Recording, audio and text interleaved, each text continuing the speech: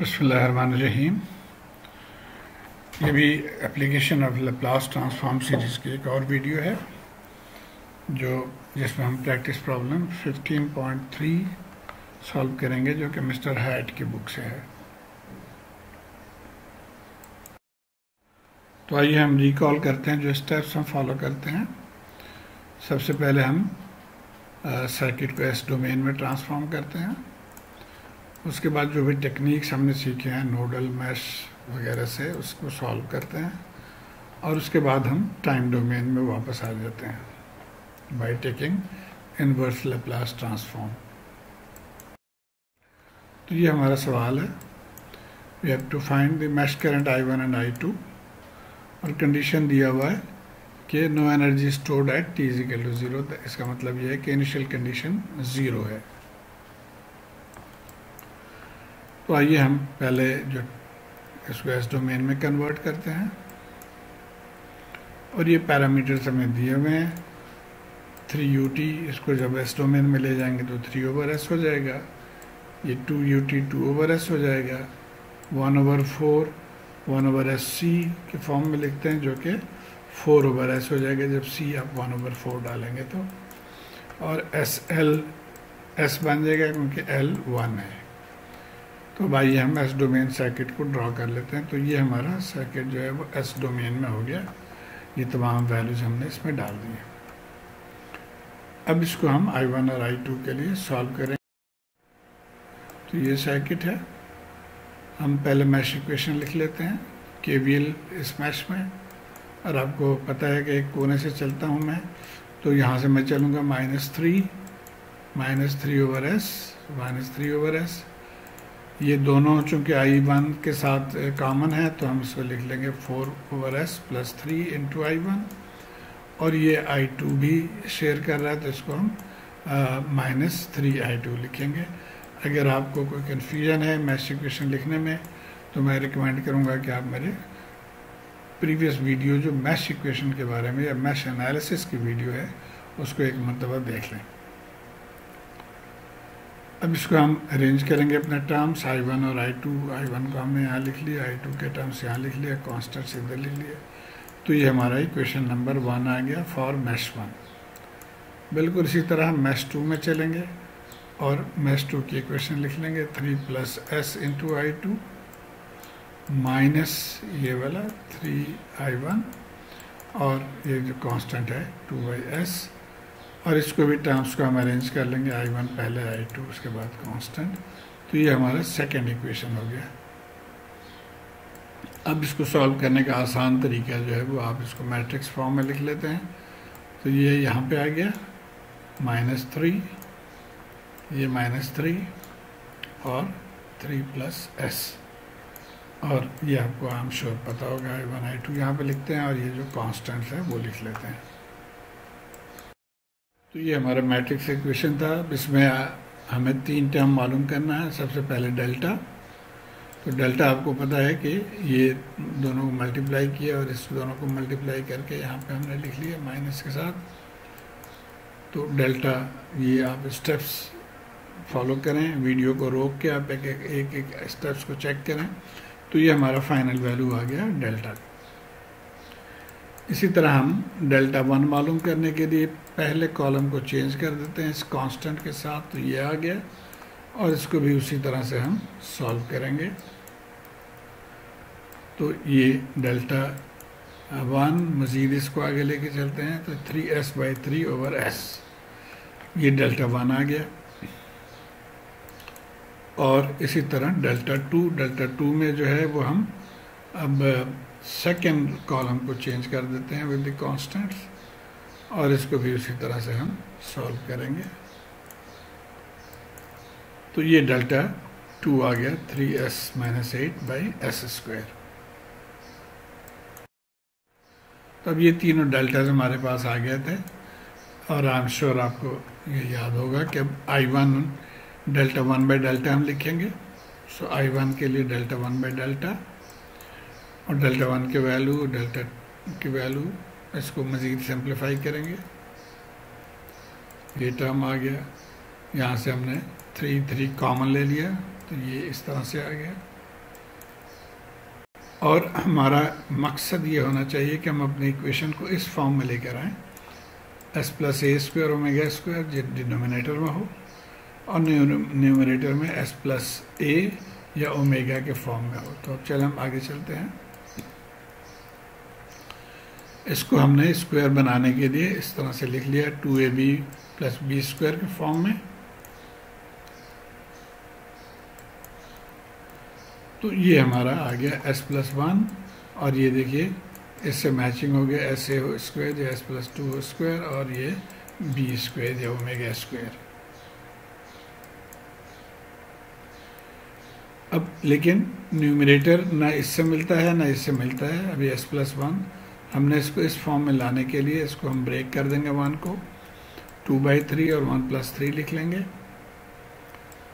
अब in terms को हम सेपरेट कर लेंगे दोनों को। तो अब यहाँ पे देखिए कि ये मैचिंग है इसके साथ, ये तो ठीक हो गया।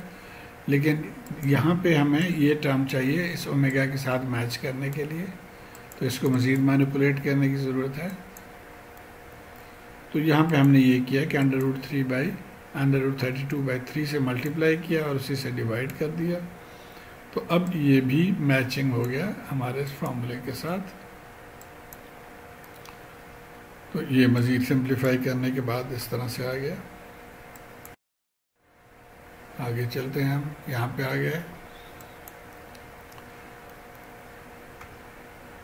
इसको मज़ीद हमने सिंप्लीफाई कर लिया।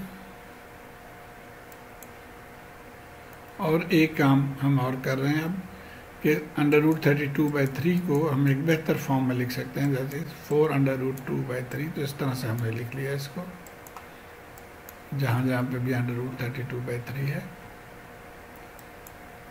और अब हम इस फॉर्मूले में इसको पुट कर सकते हैं इजीली। तो नीचे वाले ये पहले वाला देखिए वो इससे मिलता जुलता है और बाद वाला जो है वो इससे मिलता जुलता है। तो इसका मतलब ये हुआ कि हमारा जब हम टाइम डोमेन में चले जाएंगे तो टाइम डोमेन में हम लिख सकते हैं I1t is equal to e⁻⁻²/3। ये हमारा a2/3 है। तो -2/3 को साइन ऑफ जो ओमेगा की वैल्यू है और प्लस ये कांस्टेंट √2/8 और यहाँ पे भी वही e⁻⁻²/3 और साइन ऑफ ओमेगा। तो ये एक पार्ट हमने सॉल्व कर लिया। आइए अब दूसरे पार्ट। तो अब दूसरे पार्ट में भी हम यहाँ पे अब ΔT/ΔT डालेंगे टू फाइंड I2। ΔT की वैल्यू यहाँ से और वो डेल्टा, इसको भी हम उसी तरह से सिंप्लीफाई करते जाएंगे। आप स्टेप्स फॉलो करते जाइए वीडियो को रोक के।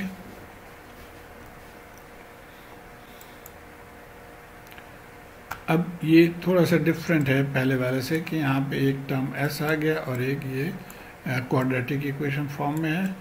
तो इसको हम पार्शियल फ्रैक्शन में इस तरह से लिखेंगे, अगर आपको याद हो a/s लिख लेंगे और इसके लिए हम bx + c ये फॉर्मूला। अब हमने a और b और c की वैल्यू मालूम करनी है। तो बाय अलजेब्रिक मेथड हम इससे मल्टीप्लाई कर देंगे तमाम टर्म्स को डिनोमिनेटर से। तो यहाँ पे 3s/8 हो गया, a के साथ ये टर्म आ गया और bs + c के साथ s टर्म आ गया। अब हम इक्वेट करेंगे इक्वेटिंग कोएफिशिएंट ऑफ s² इसमें से। तो यहाँ तो s² के साथ कुछ भी नहीं है तो 0 होगा। यहाँ पे देखिए 3a आ जाएगा और यहाँ bs को जब s से मल्टीप्लाई करेंगे तो ये स्क्वायर हो जाएगा, तो इसलिए b यहाँ से आ जाएगा। तो इसका मतलब है कि b = -3a। ये हमें इक्वेशन a में मिल गया। अब इक्वेट करेंगे s के टर्म्स। यहाँ s² किया था, अब जो सिर्फ s टर्म्स है तो यहाँ से 3 आ गया और इसी तरह यहाँ से 4a और यहाँ से c। तो c = 3 - 4a, ये हमारा सेकेंड इक्वेशन आ गया, बी इक्वेशन। अब थर्ड हम इक्वेट करेंगे कांस्टेंट्स। तो कांस्टेंट यहाँ पे -8 है, -8 और यहाँ पे 12 × a, तो ये आ गया। तो यहाँ से a की वैल्यू -2/3। अब a की वैल्यू तो ये हमें कॉन्क्रीट फॉर्म में मिल गया, न्यूमेरिकल फॉर्म में मिल गया।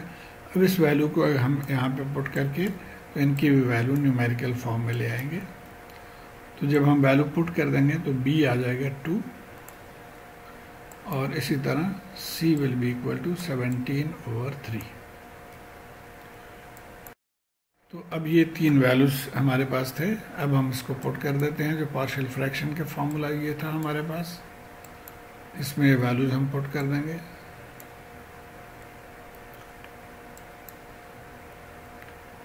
और थोड़ी सी मैनिपुलेशन, यहाँ से हमने 2 कॉमन ले लिया, यहाँ से 3 कॉमन ले लिया, तो ये देखिए इस फॉर्म में हम इसको लिखेंगे। और यहाँ एक चीज़ और भी किया है कि अब इसको, चूँकि पिछले वीडियो में या पिछले स्लाइड में एक्चुअली हमने इसको सॉल्व किया था फॉर I1 करंट, तो इसलिए मैं इसको दोबारा इसमें नहीं जाऊँगा, मैं डायरेक्ट जो हमने रिज़ल्ट निकाला था वो मैंने लिख दिया। अब यहाँ भी वही चक्कर है कि हम इस फॉर्मूले में लाना चाहेंगे इस वाले टर्म को। पहला टर्म तो उसी तरह रहेगा, नो चेंज, तो इसको मज़ीद मैनिपुलेशन की ज़रूरत है। 17/6 को हमने लिख लिया 4/6 प्लस 13/6। और क्यों लिखे है आप आगे देखेंगे। इसको हमने अलहदा कर लिया और इसको यहाँ पे अलहदा कर लिया। अब ये देखिए 4/6 जो है वो एक्चुअली 2/3 है। तो अब जो हमारा ये फर्स्ट टर्म है ये बिल्कुल इस फॉर्मूले के साथ मिल रहा है, आप देखिए। लेकिन सेकेंड टर्म अभी नहीं मिला, 13/6 है, तो इसको भी जैसे हमने पहले किया था कि 13 √32/3 से मल्टीप्लाई और डिवाइड कर लेंगे। तो हम यहाँ पे थे, अब इस पूरे को हमने एक कर लेना है, तो ये इस फॉर्म में आ गया। और जैसे हमने पिछले में भी किया था, यहाँ पे भी वही करेंगे कि 32/3 को √32/3 को हम 4√2/3 के फॉर्म में लिख लिया तीनों जगहों पे।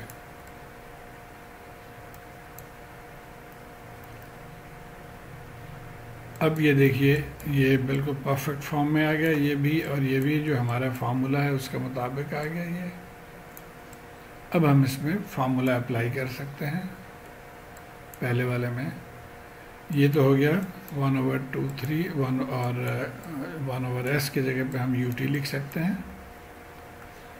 इसकी जगह पे जैसे हमने पिछले वीडियो में पिछले स्लाइड में किया था उसी तरह हमने e⁻⁻2/3 और cos के टर्म में लिख लिया। ये कांस्टेंट और ये साइन वाला टर्म यहाँ पे आ गया। तो ये हमारा आंसर है टाइम डोमेन में। हम यहाँ पे लैप्लास डोमेन से टाइम डोमेन में आ गए हम इन्वर्स लैप्लास लेकर। तो ये आंसर है। आप ut आपको पता है ut = 1 है, तो इसको आप 1 लिख दें, तो यही आंसर बुक में दिया हुआ है। ये देखिए I2 का आंसर ये है और I1 जो हमने पहले निकाला था वो भी इसके साथ बिल्कुल मैचिंग है। तो उम्मीद है आपको समझ आ गई होगी किस तरह से इस तरह के सवाल को सॉल्व करते हैं। Thank you.